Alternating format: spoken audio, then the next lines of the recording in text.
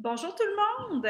J'espère que vous allez bien. Bienvenue à notre jeudi live sur un sujet différent aujourd'hui. Donc, on parle d'un usage sécuritaire des huiles essentielles, comment utiliser les huiles essentielles de façon sécuritaire. Un sujet qui amène plein de débats, qui depuis vraiment longtemps est presque un sujet controversé, houleux. On entend on entend là, de toutes les sortes d'opinions, de celui qui dit de ne jamais utiliser des huiles essentielles, c'est dangereux, à l'autre personne qui dit de boire ces huiles essentielles en même la bouteille. J'exagère à peine. Donc, on entend vraiment beaucoup de discours très différents. Des fois même des discours en fait qui suscitent de la peur. Je ne suis pas certaine que ce soit l'intention des gens, j'en ai aucune idée, mais qui suscitent la peur certainement. Et je vais vous parler de moi un petit peu avant de commencer. Puis mon désir aujourd'hui, c'est de vous donner un peu ma réflexion, la façon que j'aborde ce sujet-là, comment je suis cool et relax par rapport à ce sujet-là, que jamais mon bouton panique est très très loin lorsqu'il est question d'usage sécuritaire des huiles essentielles et j'ai une grande confiance dans les huiles essentielles. Donc, je vais être très posée et très calme sur ce sujet-là aujourd'hui. Il y a quand même plusieurs notions importantes à connaître de base avant de débuter ton usage d'huile essentielle. Et je vais aussi parler d'un auteur que j'ai lu beaucoup dernièrement, que j'ai trouvé tout simplement savoureux.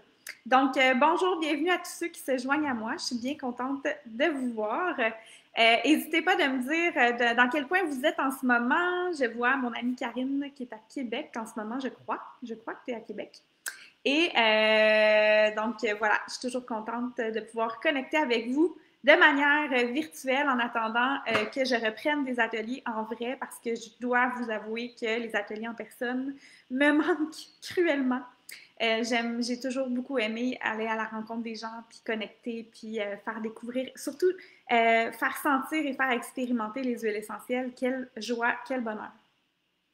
Donc, je vous parle quand même rapidement de mon parcours. Il faut que je vous parle de moi pour que vous compreniez pourquoi je suis calme et sereine en abordant ce sujet-là.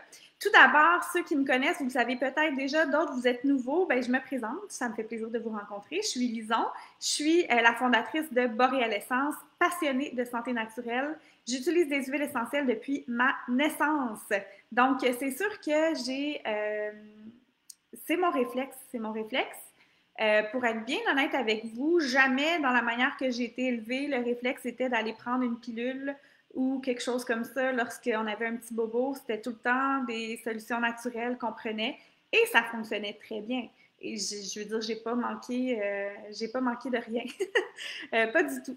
Donc, et encore aujourd'hui, c'est pas quelque chose auquel je pense, c'est même pas présent à mon esprit pour moi dans la façon qu'on se prend soin de nous ici dans notre famille, que d'aller vers un truc qu'on pourrait trouver en vente libre. Les huiles essentielles sont notre premier réflexe ici tout le temps et on a beaucoup de bons résultats. Ce que tu dois savoir aussi, c'est que je suis issue des sciences sociales. Donc, j'ai fait beaucoup d'études, ben beaucoup, il y en a qui en ont fait plus, là, mais j'aime les études. Ça, c'est une des choses qu'il faut que tu saches de moi. Je vais être à l'école toute ma vie.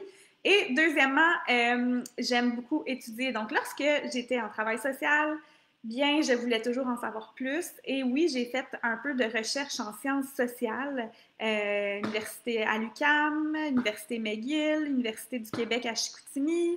Donc, j'ai fait des cours dans cet univers-là. Fait que c'est sûr que mon analyse de ces sujets-là sont souvent très teintées par les sciences sociales. En quoi ça affecte ma vision? C'est que je viens pas des sciences pures et sciences de la nature. Ça veut dire que je crois à la valeur scientifique de l'expérience. Je crois à la valeur scientifique du vécu des gens. Et je ne suis pas la seule. Hein. Est-ce qu'il y en a d'autres qui sont dans les sciences sociales?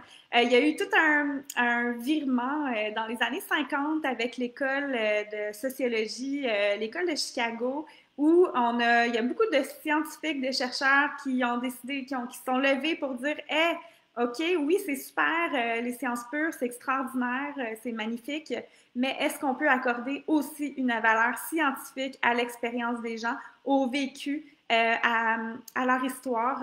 Et les huiles essentielles, à mon humble avis, s'inscrivent à 100% dans tout ça. Pourquoi?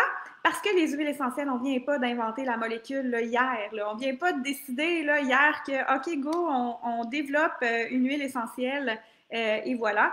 C'est des outils puissants qui ont accompagné la majorité des civilisations dans l'histoire des milliers d'années d'utilisation d'huile essentielle. Donc, il faut reconnaître aussi qu'il y a des connaissances empiriques. Si vous faites un peu de recherche, les connaissances empiriques, c'est vraiment des trucs qu'on sait au fil, qu'on a su par essai-erreur au fil de l'âge et qui aussi, on va leur attribuer une valeur scientifique parce que ce sont des choses qui ont traversé l'histoire. Donc, on peut penser par exemple à l'usage du poivre avec le curcuma pour favoriser l'absorption. Au départ, c'était une connaissance empirique. Toutes les femmes indiennes poivraient leur curry. C'était juste comme un réflexe normal parce que leur mère l'avait fait avant eux et ça a été vraiment quelque chose qui a été transmis. Donc, je pense, et là je vais dire vraiment quelque chose qui peut choquer certains, mais c'est mon humble avis, j'ai aucun problème que vous ayez un avis différent. Je vous aime, j'aime argumenter, j'aime discuter, j'aime les sujets où on peut parler et échanger. Vraiment, j'ai aucun problème avec ça et ça ne m'insécurise pas du tout dans ce que moi je pense. Mais je pense que de réduire nos huiles essentielles à de simples molécules que l'on va étudier de la même façon que l'on va étudier certains médicaments, je trouve ça absolument réducteur et pas approprié pour les huiles essentielles. Donc, ça, c'est les choses que tu dois savoir à propos de moi, de où est-ce que je viens, sur quoi je suis appuyée, comment j'analyse les choses aussi en général. Je suis quand même très cartésienne, donc c'est une des grosses raisons pour laquelle, au départ, j'ai choisi de collaborer avec doTERRA. C'est tous les éléments et la recherche scientifique qui est en place et le désir vraiment d'aller allier la médecine traditionnelle, que j'appelle, qui est donc la médecine qui existe depuis tout âge, à la médecine allopathique, donc la médecine plus qu'on a actuellement. Je trouve que ça peut très bien aller ensemble. Il y a souvent eu des chicanes et des guerres, et encore récemment, j'entendais un médecin qui disait à une patiente de ne pas utiliser d'huile essentielle, c'était dangereux, alors que j'aimerais savoir combien d'heures il a étudié sur ce sujet. Bref, je sais qu'il y a plein de médecins. Moi, j'ai des clients qui sont médecins, puis ils utilisent les huiles là, dans leur quotidien, puis il n'y a pas de problème. Mais bref, voilà.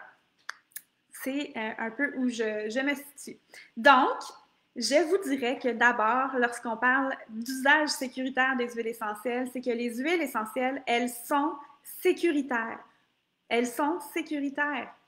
Absolument, moi je suis de ceux, puis je suis vraiment pas la seule qui s'inscrivent dans une approche positive avec les huiles essentielles. Parce que parfois, en mettant tellement de mises en garde qui sont bien au-delà de ce qu'on devrait mettre, on fait peur aux gens qui ne connaissent pas, qui n'ont pas eu d'expérience encore, qui ne connaissent pas les huiles essentielles et on ne rend pas justice à ces trésors de la nature-là qui aident des millions de familles à travers le monde, qui améliorent la qualité de vie de tant de gens. Et moi, j'ai le goût de vous dire déjà, comme préambule, c'est que les huiles essentielles sont sécuritaires. J'en utilise énormément à tous les jours, plusieurs fois par jour. Encore ce matin, je me suis fait un beau massage du bas du dos avec un mélange que je me suis fait pour l'énergie avec de l'épinette noire, avec de la tangerine. J'ai mis de l'encens, de la rose et j'ai utilisé vraiment très peu dilué ce matin. Écoutez-moi bien, je vais mettre plein de nuances et je suis quelqu'un de nuancé. Je pense que dans la majeure partie du temps, c'est intéressant de diluer vos huiles essentielles. Pas seulement pour la sécurité, mais aussi juste pour l'absorption. C'est très intéressant. Je ne sais pas si vous avez des questions. J'en avais pas eu beaucoup jusqu'à maintenant. J'avais eu sur les animaux. Quelqu'un m'a demandé qui aimerait avoir des directives et des guides clairs sur les huiles essentielles et les animaux. Bien honnêtement, j'en aurais pas. Premièrement, j'ai pas d'animaux. J'en ai pas, donc j'ai pas beaucoup utilisé d'huile essentielle sur les animaux. Je l'ai déjà fait quand j'avais un chien, un grand danois, il y a bien, bien longtemps. Et c'était pas la qualité que j'ai maintenant que j'avais utilisée.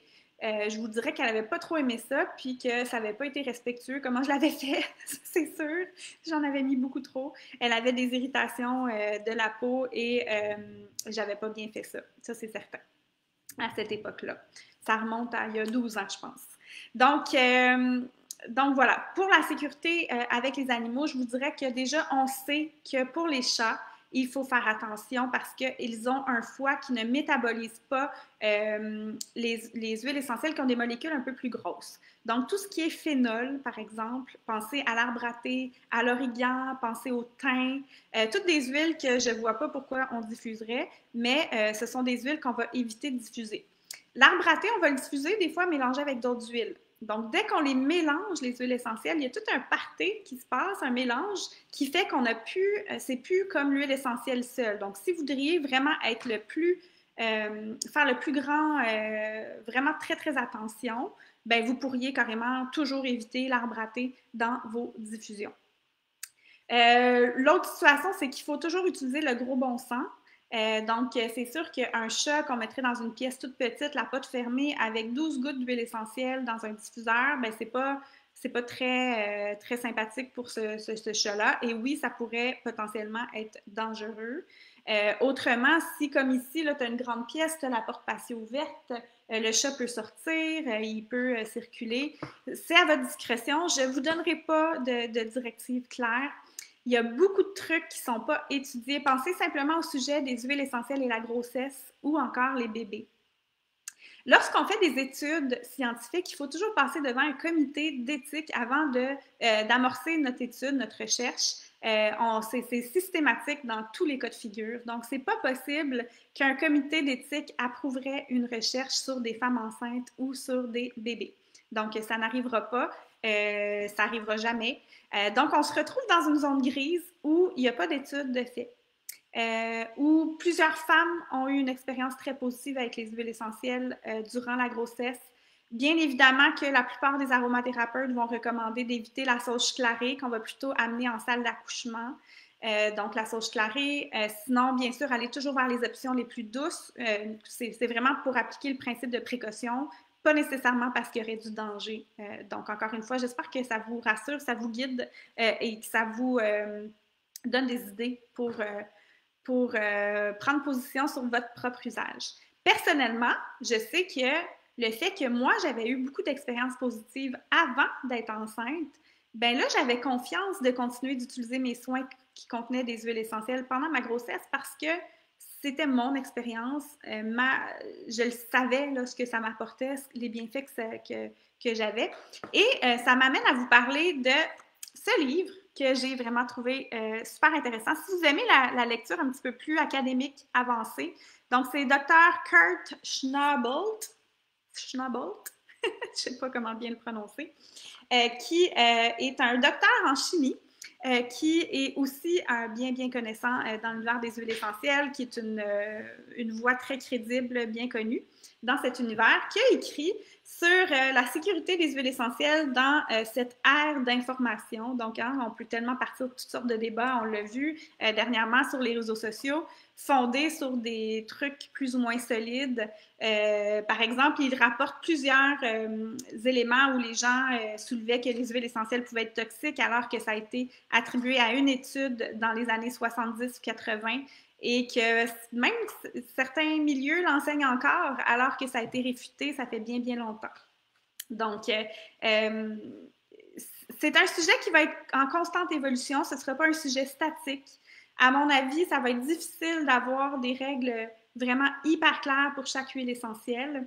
Et il faut aussi que vous sachiez que moi, je me positionne comme conseillère doTERRA et non pas comme aromathérapeute, malgré toutes mes études en aromathérapie, malgré que j'y crois énormément et que j'aime et tout. Mais moi, je ne pratique pas l'aromathérapie clinique, donc je n'ai pas un bureau où je reçois des gens pour les accompagner en aromathérapie. J'ai pas cette expérience-là et j'ai pas besoin non plus de travailler de cette façon-là. C'est pas comme ça que j'ai le goût de travailler. J'ai fait de la clinique dans un autre domaine bien longtemps. J'ai le goût de vous inspirer, de vous donner le goût, de vous donner confiance à les intégrer à votre vie, dans votre quotidien pour améliorer votre qualité de vie. Moi, c'est vraiment ça, ma mission puis mon désir. J'ai envie que tous les foyers puissent avoir 10 huiles essentielles de base, les bons conseils pour les utiliser et la confiance pour les incorporer dans leur vie de tous les jours. OK. Donc, je vais pas aller trop loin dans ce sujet-là. On aurait pu vraiment, moi, j'aimerais bien philosopher sur ce sujet-là.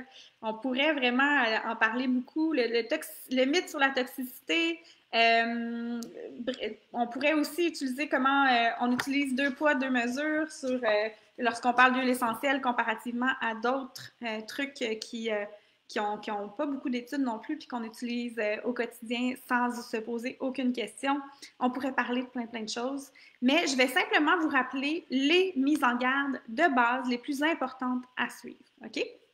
Donc, première des choses, la qualité. Dans tous les ouvrages que j'ai consultés sur l'usage sécuritaire des huiles essentielles, la qualité de l'huile essentielle que tu utilises est le premier facteur. Donc, je ne sais pas si tu utilises doTERRA, peut-être tu utilises d'autres huiles. Il y a d'autres huiles qui peuvent être intéressantes sur le marché, là.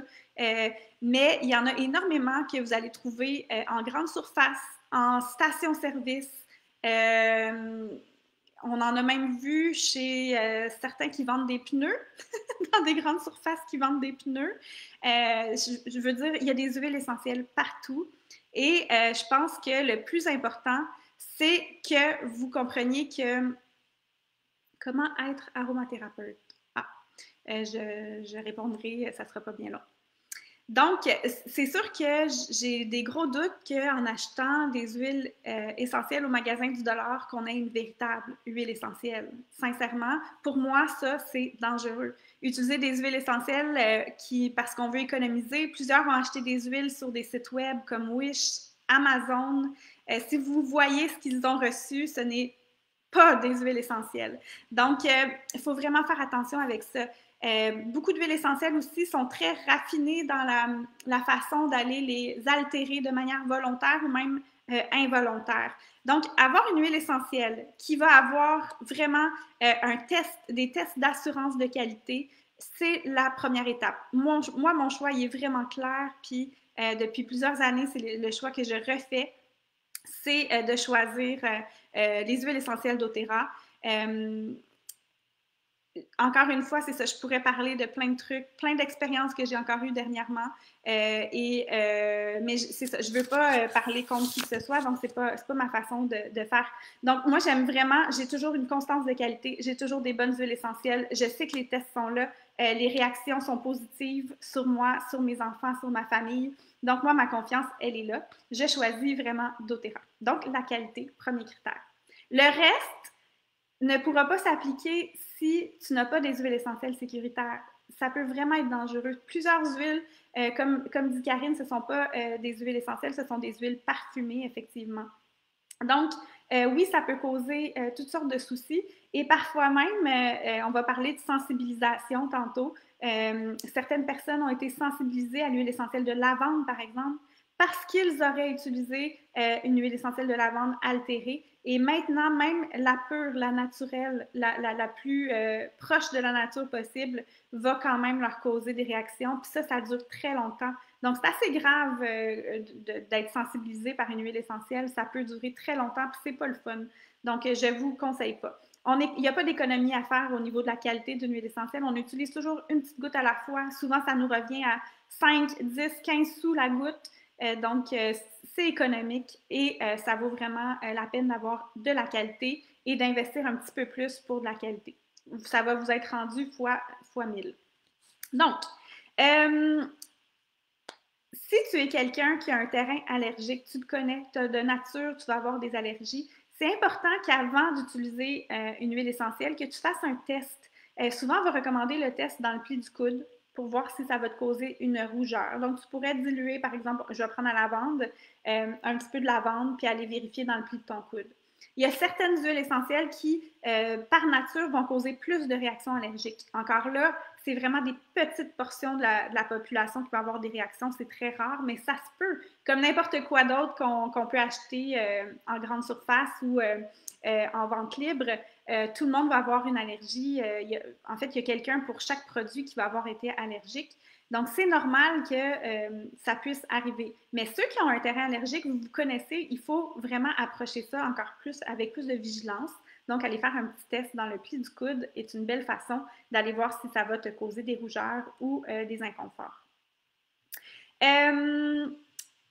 Pour la sensibilisation, je vous en parlais tantôt, souvent, ça va être lorsqu'on utilise les huiles essentielles de façon topique et ça va être une réaction du système immunitaire, un peu comme les allergies saisonnières, si on veut, qui va survenir. On ne sait pas toujours pourquoi. Comme je vous dis, plusieurs suspectent que c'est causé par des huiles essentielles altérées. On n'est pas sûr à 100%. Donc, la sensibilisation va faire en sorte que peut-être la première fois que tu vas en mettre, pas trop de réaction. Deuxième fois, ça va être de pire en pire jusqu'à de l'enflure et tout. Et ce sont parfois des réactions qui vont être permanentes, voire irréversibles. Donc, c'est important de faire attention. Phototoxicité des huiles essentielles. Ça, c'est hyper important qu'on en parle aujourd'hui à l'approche du beau temps. Plusieurs huiles essentielles augmentent les effets du soleil. On les appelle photosensibilisantes, phototoxiques. Donc, tous les agrumes, à l'exception de la mandarine verte, tous les agrumes chez doTERRA, là, je vais vous parler vraiment de doTERRA, tous les agrumes qui se trouveraient dans des mélanges. Donc, par exemple, vous utilisez le mélange Cheer, qui est un mélange qu'on a pour l'effet bonne humeur chez doTERRA. Bien, il y a beaucoup d'agrumes à l'intérieur. Ça va être important que ces huiles essentielles-là, on ne les applique pas sur la peau 12 heures avant d'aller au soleil. Puis, le plus souvent, ce qui se produit, c'est qu'on utilise des bijoux de diffusion, hein, des bracelets, des colliers.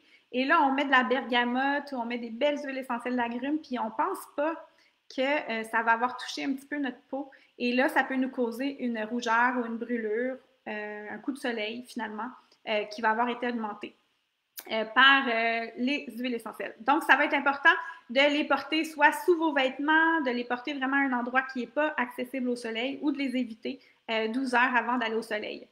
Selon ce que j'ai vu comme recherche, ça ne s'applique pas à la consommation interne des agrumes. Là, c'est vraiment lorsque vous les mettez sur votre peau. Et même à ça, dans tous les produits que vous utilisez, par exemple chez doTERRA, ça, je peux en parler, la présence des agrumes n'est pas assez grande pour causer une réaction, à moins que ce soit indiqué. Ça va toujours être indiqué sur votre produit. Si vous utilisez les produits doTERRA, donc pensez à l'huile pour le corps Beautiful, par exemple, ça va être inscrit dessus de ne pas l'utiliser avant de s'exposer au soleil, étant donné que la lime est quand même assez présente. Par contre, sur le baume à lèvres, ce ne sera pas inscrit parce qu'il y a des agrumes, mais vraiment en petite quantité, et donc ça ne causera pas de photosensibilité. Donc, ça, c'est super important. Rappelez-vous-en. Moi, à chaque printemps, je me fais un honneur de le rappeler dans mon groupe de clients. On me demandait comment on fait pour être aromathérapeute. Donc, il faut faire une formation et habituellement, ça va se faire en 3 niveaux. Donc, le niveau 1, niveau 2, niveau 3. Des fois, ça va être, dépendamment de l'école, ça va être expliqué différemment. Moi, je suis en train de faire mon niveau 3 et mon niveau 2 et 3, là, qui est comme juxtaposé, là, donc il est comme un peu dans le même contenant. Donc, c'est comme ça qu'on va faire des études. Et ensuite, il y a différentes spécialités en aromathérapie aussi et différentes façons de travailler. Donc, on peut peut-être aller voir les informations auprès d'une association. Il y a l'association NAHA, qui pourrait peut-être vous renseigner sur le sujet. L'autre chose qui peut causer des réactions, toujours dans l'utilisation topique, donc l'utilisation topique, c'est quand on les utilise sur notre peau, ce sont des huiles essentielles qui seraient oxydées. Donc, les huiles essentielles comme les agrumes, l'encens, plusieurs arbres sont concentrés en monoterpènes. Donc, ce sont des molécules qui, avec l'exposition à l'air et même des fois à la chaleur, va faire en sorte qu'elles vont devenir oxydées. On va pouvoir continuer de les utiliser en diffusion, on va pouvoir continuer de les utiliser dans le ménage ou quoi que ce soit, mais ça devient vraiment des irritants pour la peau.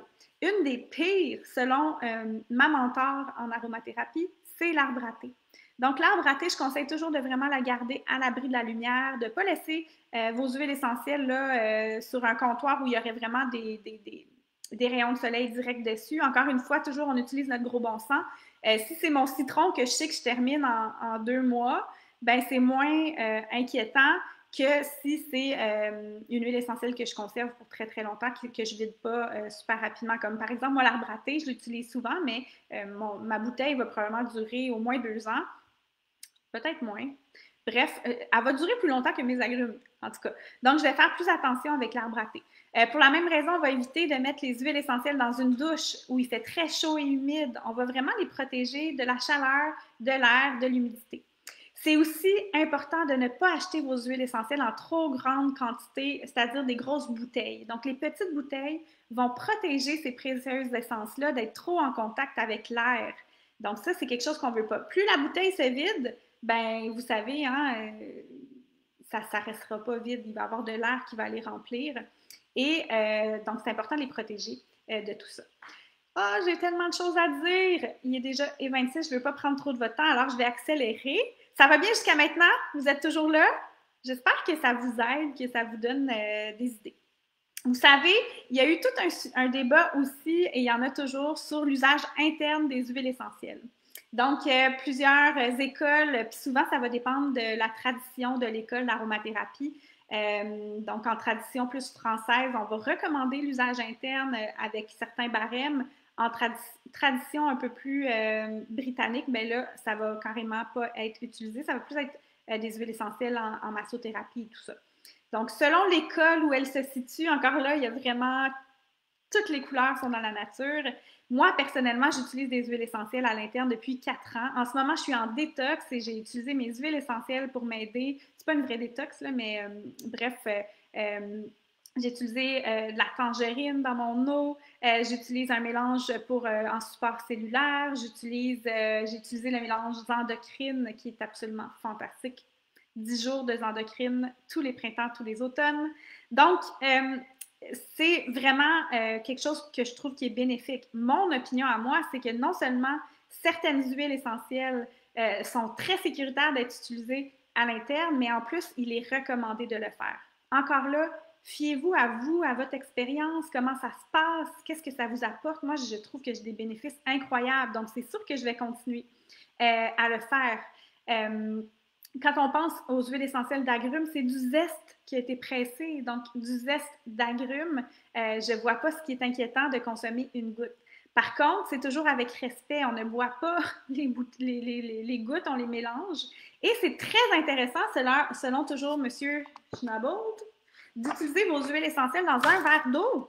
Donc, ce n'est pas que doTERRA qui recommande ça. Plusieurs aussi aromathérapeutes, des scientifiques dans l'univers vont recommander d'utiliser les huiles essentielles dans l'eau. Même si elles ne sont pas miscibles dans l'eau, donc elles ne se mélangeront pas, elles vont quand même elles vont se rendre probablement jusqu'à votre petit intestin de cette façon-là. Tandis que lorsqu'on utilise nos huiles essentielles à l'interne vraiment pures, comme des fois, moi j'utilise le Zengest comme rafraîche-haleine, donc je vais mettre une goutte ici et je vais prendre une petite lichette, puis ça fait un rafraîche-haleine.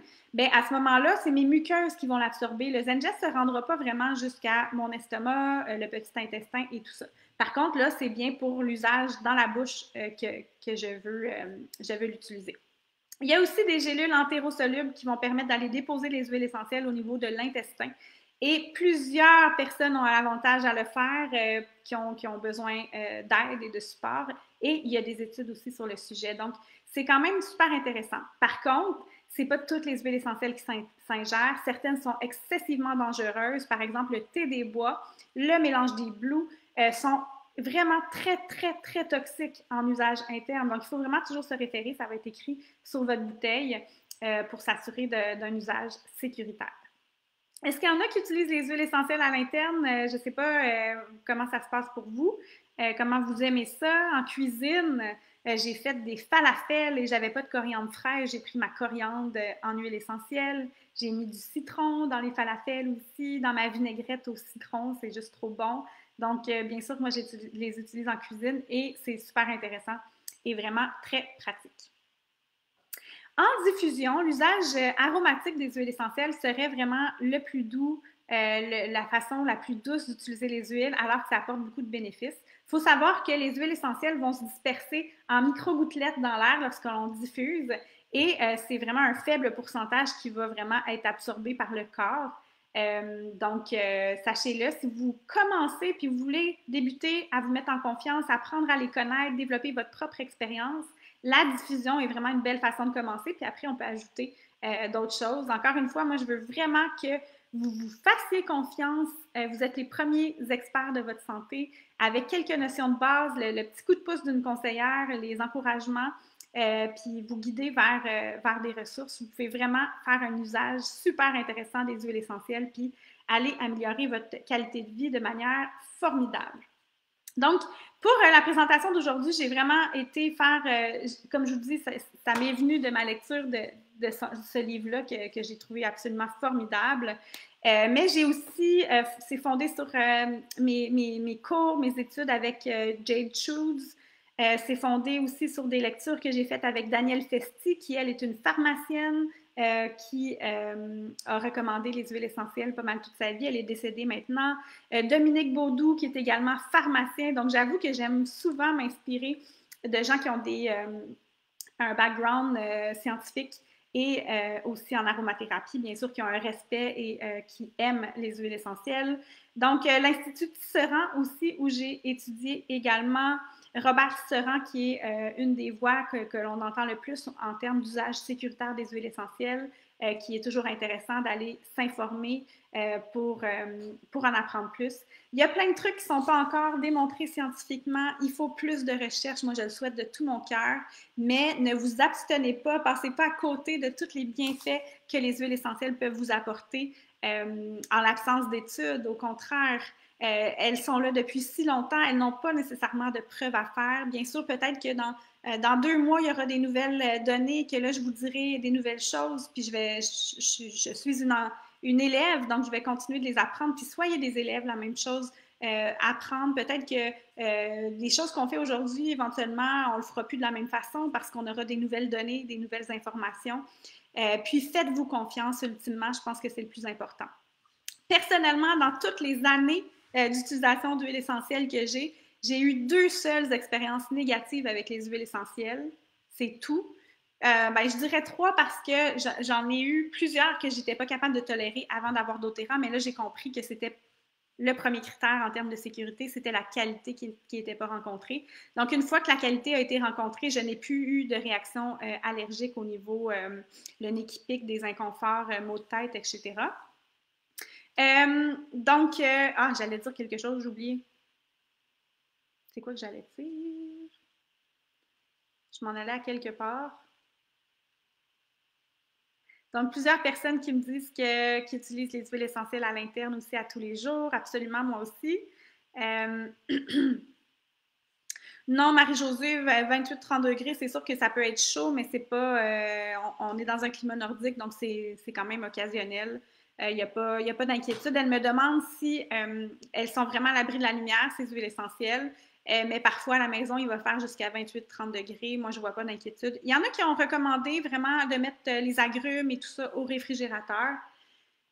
C'est pour vous, mais en même temps, moi, je me dis tout le temps que s'ils ne sont pas à la portée de main, on risque moins de les utiliser. Donc, c'est tout le temps encore une fois, de voir avec le gros bon sens. Ah oui, je vous parlais de mes expériences négatives. Donc, il y avait, le critère de la qualité. Une fois qu'il a été rencontré, j'ai eu 2 expériences négatives. Ça a été les 2 fois avec mon fils. Donc, il y a de ça à peu près 4 ans. Mon garçon, mal des transports, donc je lui mets un mélange pour l'aider au niveau des transports. Je lui mets une petite goutte sur le coin de son manteau. Et je ne sais pas comment il a fait, mais il a réussi à se le mettre dans l'œil. En pleine route, nous, on faisait beaucoup de routes à l'époque. On faisait la route souvent de Montréal et Charlevoix. Et il se retrouve à se mettre de l'huile essentielle dans l'œil. Il crie, ça fait mal, etc. Donc, à ce moment-là, si jamais ça vous arrive, il ne faut jamais mettre d'huile essentielle dans les yeux, dans le nez, dans le conduit auditif non plus, on ne fait pas ça.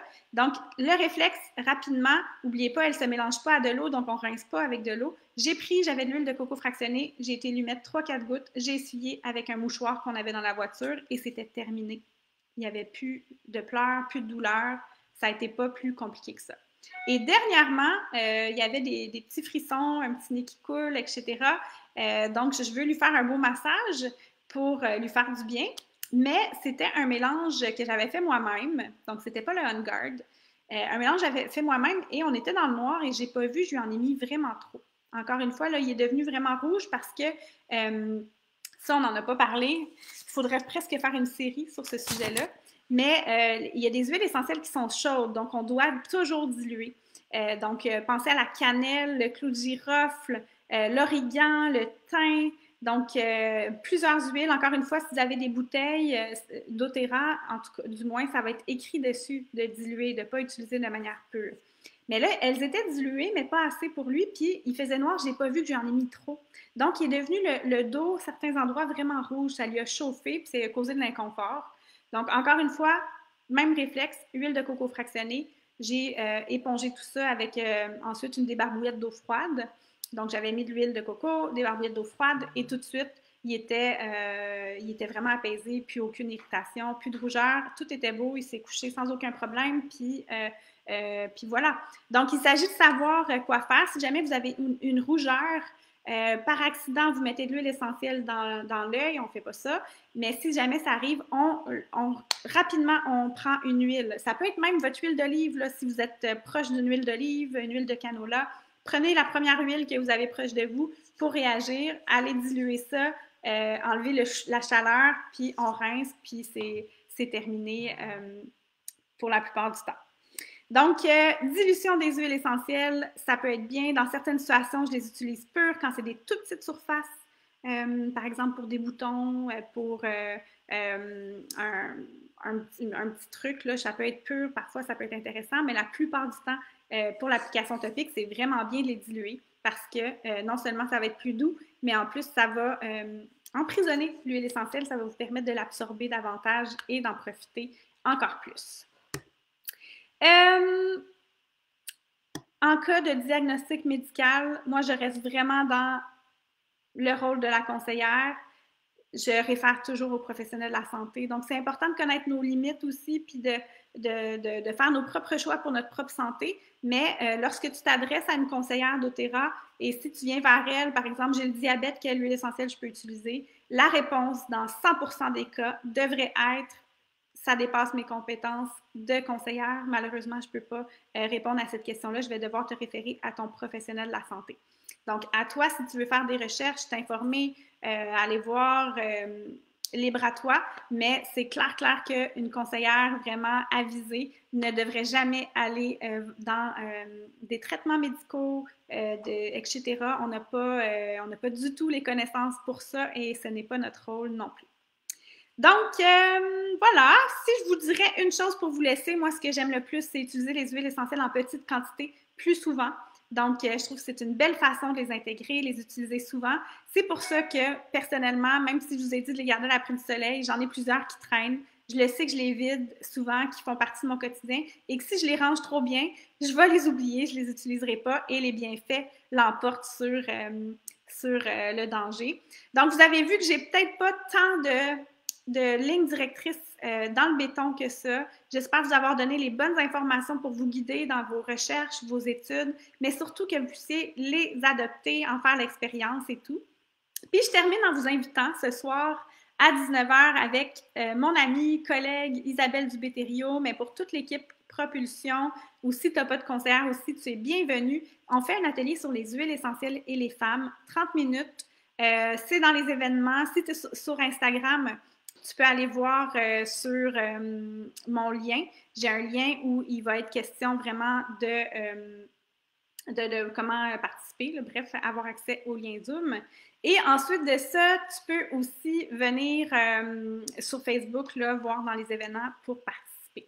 Donc, ça fait le tour. J'espère que ça te guide. Si tu as d'autres questions, n'hésite pas de les poser. Comme je vous dis, je veux vraiment vous guider. Je souhaite de tout mon cœur que vous puissiez vraiment apprendre à les connaître. Restons ouverts aussi pour les nouvelles études qui arriveront, les nouvelles informations. Puis toujours attention avec les informations choc qui manquent de nuances. C'est rarement vrai. Sincèrement, c'est rarement vrai. C'est rarement noir ou blanc. Utilisez jamais les huiles essentielles pures. Ben, il y a des cas où c'est intéressant de le faire. Toujours les huiles essentielles pures, non, c'est trop c'est pas une bonne application non plus, ce serait pas intéressant, ça pourrait être dangereux aussi. Puis utilisez vos huiles essentielles avec respect, en petite quantité, plus souvent. Ce sont des essences vraiment précieuses, c'est pur, c'est extraordinaire. Donc, on les utilise avec respect, comme ce sont vraiment de la bombe d'efficacité. Donc, des petites quantités plus souvent. Et voilà, ça fait le tour. Si jamais vous voulez la référence du livre, n'hésitez pas à me la demander aussi, je vous la donnerai. Sincèrement, là, si tu es dans le domaine de l'aromathérapie aussi, d'aller prendre le temps de lire surtout ce chapitre-là. Tout le livre est vraiment bon, mais ce chapitre-là est vraiment délicieux, surtout quand des fois, on est un peu tanné de tous les débats un peu houleux, des fois fondés sur peu de notions. Donc, voilà. Je vous souhaite une très belle journée, un beau jeudi, puis profitez du beau temps. En tout cas, au Québec, il fait super beau. Bye tout le monde! Salut!